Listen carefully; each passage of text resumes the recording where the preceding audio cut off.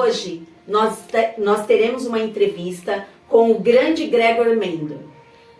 Foi biólogo, cientista, botânico e monge. E hoje ele estará no nosso sofá com Irene. Boa noite. Hoje a gente está aqui com dois futuros cientistas, Evaldo e Isabela. Queria saber deles que eles estão sentindo expectativa com essa entrevista, que hoje vai ser entrevistado nosso cientista Mendel. Para descobrir um pouco mais sobre as ervilhas. Você, Isabela, como está a sua expectativa? Estou muito ansiosa. Como é que ele chegou nesse estudo das ervilhas?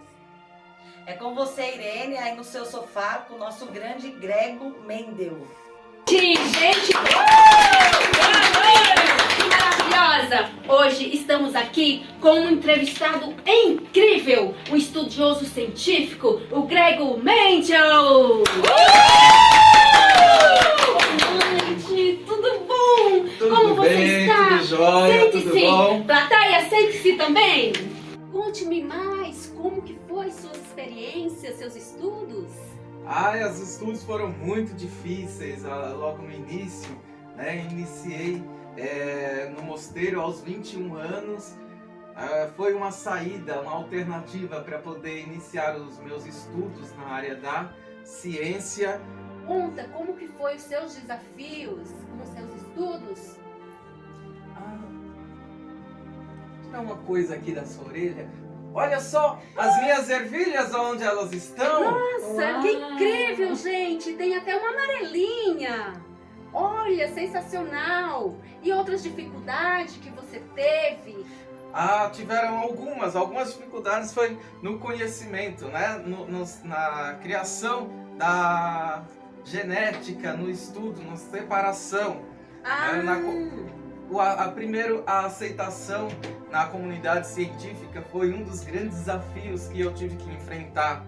A comunicação dos resultados foi um outro problema também, uma situação difícil de poder haver a aceitação. Outro apontamento interessante é a falta de recursos que eu tive ao longo dos meus estudos. É verdade. Eu ouvi por alguns outros estudiosos que você teve uma dificuldade na infância mesmo nos estudos com seus pais, meio doente, e por isso que você partiu para estudar mais em outros lugares, em outros meios, e é onde você está hoje, né? Desenvolvendo mais, porque você tem mais tempo agora, né? Sim. Eu venho de uma família pobre, né? Eu estudei em escola pública.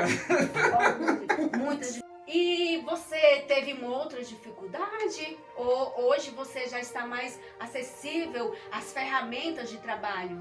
Olha, se eu te falar, hoje sim. Hoje está tudo muito mais acessível, né? Muito mais fácil, muito mais prático. Já tenho aí há um certo tempo uma aceitação na comunidade científica, né? A publicação dos meus estudos. Então está tudo muito bem encaminhado. Mas é aquilo que eu falei anteriormente, né? A gente vem de escola pública, tem uma dificuldade danada para poder estudar. Então isso sim foi difícil no início. Aí entrei no mosteiro, né? Agostiniano aos 21 anos. Até então eu estudava somente na escola pública, né? Onde eu tive bastante dificuldade, né? Então a falta de professores, né? Era um dos problemas que a gente enfrentava. Imagino mesmo. E aí, agora nesse momento, vou passar para a plateia para ver se algum deles tem alguma pergunta para você. Você só responde se tiver a seu respeito, se você quiser responder. Sim, pode deixar. Vamos ver aqui na plateia com o nosso amigo Evaldo a pergunta que ele tem para fazer para o nosso cientista Mendel. Eu queria saber com o Mendel como que surgiu esse interesse desse tipo de estudo. Respondendo à pergunta da plateia, foi observação, né? Foi a observação por meio das características próprias das ervilhas e o processo de mutação genético que foi acontecendo.